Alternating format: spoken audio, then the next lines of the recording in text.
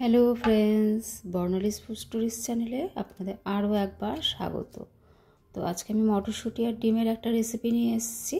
কিভাবে বানিয়েছি সেটাই আপনাদের সাথে শেয়ার করব, তাই ভিডিওটা স্কিপ না করে পুরোটা দেখার রিকোয়েস্ট রইল। এখানে আমি কিছুটা মটরশুঁটি নিয়ে নিয়েছিলাম, মটরশুঁটিগুলোকে আমি ছাড়িয়ে নিয়েছি। ছাড়িয়ে আমি এক বাটি মটরশুঁটি নিয়েছি। দুটো পেঁয়াজ আমি খোসা ছাড়িয়ে রেখেছিলাম, তো পেঁয়াজের আমি রুটটাকে এভাবে বার করে নিচ্ছি। আর আমি দুটো মিডিয়াম সাইজের টমেটো নিয়ে নিয়েছি। টমেটোর ওপরের দিকটা এভাবে আমি কেটে বাদ দিয়ে দিলাম, আর উল্টো দিকে এরকম একটা চেরা লাগিয়ে দিলাম। তো পেঁয়াজ দুটো আমার মিডিয়াম সাইজেরই রয়েছে। এবার যাব কড়াইয়ের দিকে। কড়াইয়ের মধ্যে কিছুটা আমি জল নিয়ে নিয়েছি। জলের মধ্যে আমি পেঁয়াজ, টমেটো, দুটো কাঁচা লঙ্কা দিয়ে দিচ্ছি। ঝালটা আপনারা আপনাদের পছন্দ মতো দিতে পারেন। আপনারা এখানে শুকনো লঙ্কাও ব্যবহার করতে পারেন। আর 5 থেকে 6টা আমি রসুনের কোয়া দিয়ে দিলাম। 1 ইঞ্চি আদার টুকরো দিয়ে দিলাম। আর এখানে মটরশুঁটিগুলো দিয়ে দিলাম। এখনও কিন্তু আমি গ্যাসটা অন করিনি। এদিকে আমি 3টে ডিম ফাটিয়ে নিচ্ছি একটা প্লেটের মধ্যে। এখানে কিন্তু 3টে ডিমের পরিবর্তে 4টা-5টা ডিমও ব্যবহার করা যেতে পারে। তো এভাবে কাঁচা ডিমটা আমি কিন্তু দিয়ে দেব না। তো ডিমটার মধ্যে আমি কিছু মিশিয়ে নেব। এখানে আমি কুচনো ধনে পাতা দিয়ে দিলাম, কিছুটা চিলি ফ্লেক্স দিয়ে দিচ্ছি, পরিমাণ মতো নুন দিয়ে দেব। আর এখানে আমি গোলমরিচের গুঁড়ো দিচ্ছি। তো গোলমরিচের গুঁড়ো কমই দিচ্ছি, খুব সামান্যই দিলাম, যেহেতু চিলি ফ্লেক্স দিয়েছি। আর আপনারা চাইলে যে কোনো একটাও ব্যবহার করতে পারেন। তো এখন আমি এটাকে ভালো করে ফেটিয়ে নিচ্ছি। তো এটাকে আমার ভালো করে ফেটানো হয়ে গেছে। তো এখন আমি একটা টিফিন বক্স নিয়ে নিয়েছি। এই টিফিন বক্সের মধ্যে আমি একটু অয়েল ব্রাশ করে নেব। তারপরে ডিমটা এখানে আমি ট্রান্সফার করে দেবো। যে প্লেটের মধ্যে আমি ডিমগুলো ফেটিয়ে নিয়েছিলাম সেটা যদি আগে আমি অয়েল ব্রাশ করে নিতাম, তাহলে কিন্তু আমাকে এই টিফিন বক্সে আর ট্রান্সফার করতে হতো না। তো এবার কড়াইয়ের মধ্যে একটা স্ট্যান্ড দিয়ে আমি টিফিন বক্সটা বসিয়ে দিলাম। ঢাকা দিয়ে গ্যাসের ফ্লেম অন করে এটাকে আমি 7 থেকে 8 মিনিট কুক করে নেব। এর মধ্যে আমার মটরশুঁটিগুলোও সেদ্ধ হয়ে যাবে আর ডিমটাও ভাপা হয়ে যাবে। তো 7-8 মিনিট পর ফিরে আসছি। তো এবার দেখে নেব ডিমটা পুরোপুরি ভাপা হয়েছে কি না। ডিমটা ছুরির মধ্যে লেগে নেই, তো ডিমটা আমার পুরোপুরি ভাপা হয়ে গেছে। এবার এগুলোকে আমি একটা একটা করে নামিয়ে নেব। আর টমেটোটা চেরা দিয়েছিলাম, টমেটোর খোসাটা কিন্তু এই সময় ছাড়িয়ে নিতে সুবিধা হবে। টমেটো, পেঁয়াজ, কাঁচা লঙ্কা, আদা, রসুন এগুলোকে আমি মটরশুঁটি থেকে আলাদা করে নিচ্ছি, কারণ এগুলো ঠান্ডা হওয়ার পর আমাকে গ্রাইন্ডারে পিষে নিতে হবে। তো ফ্রেন্ডস, রেসিপিটা যদি ভালো লাগে অবশ্যই লাইক কমেন্ট করবেন। আর আমার চ্যানেলে নতুন বন্ধু হলে চ্যানেলটিকে সাবস্ক্রাইব করে অল নোটিফিকেশান অন করে দেবেন, যাতে আমি কোনো রেসিপি আপলোড করলে খুব তাড়াতাড়ি আপনাদের কাছে পৌঁছে যায়। তো এগুলো ঠান্ডা হয়ে গেছে। এখন এগুলোর আমি একটা স্মুথ পেস্ট বানিয়ে দেবো। তো এখানে কিন্তু আলাদাভাবে আর কোনো জল অ্যাড করার দরকার নেই। সুন্দর আমার একটা পেস্ট তৈরি হয়ে গেছে। এদিকে ডিমটাও কিন্তু আমার ঠান্ডা হয়ে গেছে। এবার ডিমটাকে একটা প্লেটের মধ্যে আমি ডিমোল্ড করে নেব। দেখুন কতটা পরিষ্কারভাবে কিন্তু ডিমটা ডিমোল্ড হয়ে গেল। এবার একটা ছুরির সাহায্যে এটাকে আমি চৌকো চৌকো করে কেটে নেব। আপনারা আপনাদের পছন্দ মতো শেপ দিতে পারেন ডিমটাকে। তো এখানে আমি চৌকো চৌকো করে কেটে নিচ্ছি। এভাবেও কিন্তু একবার বানিয়ে দেখবেন, খেতে কিন্তু দুর্দান্ত হয়, একটু অন্যরকম। তো এখানে আমার সব ডিমগুলো কাটা হয়ে গেছে।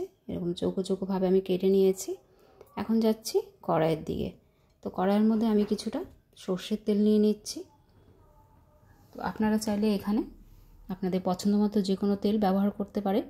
আমি একটা তেজপাতা দিয়ে দিলাম। তেলটা গরম হওয়ার পর এখানে জিরে, দুটো লং, এলাচ আর দারচিনির টুকরো আমি দিয়ে দিয়েছি। তো ফোড়নটা একটু নেড়ে নেব। ফোড়ন থেকে সুন্দর গন্ধ বেরোলে মিক্সিতে যে পেস্টটা বানিয়ে রেখেছিলাম সেই পেস্টটা এখানে দিয়ে দিচ্ছি। এখানে কিন্তু গ্যাসের ফ্লেমটা আমি একদম লো করে দিয়েছি। আর মিক্সিটা ধুয়ে কিন্তু খুব সামান্য একটু জল দিয়ে দিচ্ছি। আর এখানে কিছু আমি শুকনো মশলা অ্যাড করে দেবো। তো এখানে আমি 1 চামচ কাশ্মীরি রেড চিলি পাউডার দিলাম, 1 চামচ ধনে গুঁড়ো দিলাম, আর 1/4 টিস্পুন এখানে আমি হলুদ গুঁড়ো দিয়ে দিলাম। তো কাশ্মীরি রেড চিলি দেওয়ার ফলে কিন্তু কালারটা খুব সুন্দর আসবে। আপনারা চাইলে শুকনো লঙ্কাও ব্যবহার করতে পারেন যদি ঝাল বেশি খান। তো আমি এখানে আর কোনো লঙ্কার ব্যবহার করিনি। তো এবারে এটাকে ভালো করে আমি কষিয়ে নেব গ্যাসের ফ্লেম মিডিয়ামে রেখে। তো দেখুন মশলার থেকে অল্প তেল ছাড়ছে। এই সময় আমি এখানে 1 চামচ বড় কাজু বাটা দিয়ে দিলাম। তো কাজু দেওয়ার পরে কিন্তু এটাকে সমানে একটু নেড়ে নিতে হবে, নাহলে তলায় লেগে যেতে পারে। কাজুটা দেওয়ার ফলে কিন্তু টেস্টটা অনেকটাই বেড়ে যাবে। কাজুটা দেওয়ার পর কিছুক্ষণ নেড়ে চেড়ে নেওয়ার পর এখানে আমি 1 টিস্পুন চিকেন মশলা দিয়ে দিলাম। তো আপনারা চাইলে এখানে চিকেনের বদলে ছোলে মশলাও দিতে পারেন, আর যদি না থাকে তাহলে কিন্তু স্কিপও করতে পারেন। তো এবার এটাকে আমি ঢাকা দিয়ে 2 মিনিট একটু কুক করে নেব। আর 2 মিনিটের মধ্যে কিন্তু মাঝে মাঝে এটাকে আমি নেড়ে নিয়েছিলাম। দেখুন মশলা থেকে ভালো করে কিন্তু তেল ছাড়তে শুরু করে দিয়েছে। আবারও এটাকে ভালো করে আমি একটু নাড়িয়ে নিচ্ছি। তো ভালো করে নাড়িয়ে নেওয়ার পর এখানে আমি মটরশুঁটিগুলো অ্যাড করে দেবো। আমি কিন্তু এখনও নুন অ্যাড করিনি। তো মটরশুঁটিগুলোকে দেওয়ার পর আবারও একটু ভালো করে নাড়িয়ে নিচ্ছি। গ্যাসের ফ্লেম কিন্তু আমি লো টু মিডিয়ামে রেখেছি, হাই ফ্লেমে রাখিনি, যেহেতু কাজু আছে তো মশলা পুড়ে যাওয়ার ভয় থাকতে পারে। তো এবার এখানে আমি পরিমাণ মতো নুন অ্যাড করে দিচ্ছি। নুনটা অ্যাড করে দেওয়ার পর আরও আমি একবার এটাকে ভালো করে মিশিয়ে নিচ্ছি মশলার সাথে। এবার এখানে আমি কিছুটা গরম জল অ্যাড করে দেবো। এখানে আমি 1 কাপ গরম জল অ্যাড করলাম। আপনারা যতটা গ্রেভি পছন্দ করবেন সেই অনুযায়ী কিন্তু জলটা দেবেন। জলটা দেওয়ার পর ভালো করে এটাকে আমি মিশিয়ে নিলাম। এবার ঢাকা দিয়ে এটাকে আমি 2 থেকে 3 মিনিট মিডিয়াম ফ্লেমে কুক করে নেব। তো 2 থেকে 3 মিনিট পর ফিরে এসেছি। দেখুন গ্রেভিটা কিন্তু অনেকটাই একটু ঘন হয়ে এসেছে। এখানে খুব সামান্য আমি একটু চিনি অ্যাড করে দিলাম। তো চিনিটা অপশনাল, আপনারা দিতেও পারেন আবার নাও দিতে পারেন। চিনিটা দেওয়ার পর ভালো করে একটু মিশিয়ে নিচ্ছি। এবার এখানে কিন্তু আমি ডিমগুলো অ্যাড করে দিচ্ছি, যে ডিমগুলো আমি কেটে রেখেছিলাম।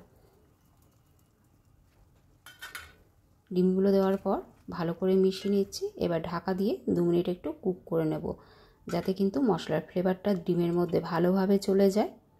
তো 2 মিনিট কুক করার পর এবার ফিরে আসছি। উপর থেকে আমি একটু ধনেপাতা দিয়ে দিলাম। আপনারা চাইলে ধনেপাতার পরিবর্তে কাসুরি মেথিও দিতে পারেন। তো এখানে আমি কিন্তু ধনেপাতাই ব্যবহার করেছি।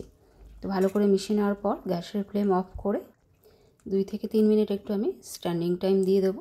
তো দেখুন 2 থেকে 3 মিনিট পর ফিরে এলাম, কতটা লোভনীয় দেখাচ্ছে। তো এবার এটাকে কিন্তু সার্ভ করে নেওয়ার পালা। তো এখানে আমি সার্ভ করে নিচ্ছি। এটা কিন্তু রুটি, পরোটা, ভাত, পোলাও সব কিছুর সাথেই কিন্তু খেতে দুর্দান্ত লাগে। তো ওপর থেকে আমি একটু ধনেপাতা দিয়ে গার্নিশ করে দিচ্ছি। তো ফ্রেন্ডস, রেসিপিটা যদি বেশি ভালো লেগে থাকে অবশ্যই ফ্রেন্ডস আর ফ্যামিলির মধ্যে শেয়ার করে দেবেন। পুরো ভিডিওটা আমার সাথে থাকার জন্য অসংখ্য ধন্যবাদ। সবাই ভালো থাকবেন। দেখা হচ্ছে পরের ভিডিওতে।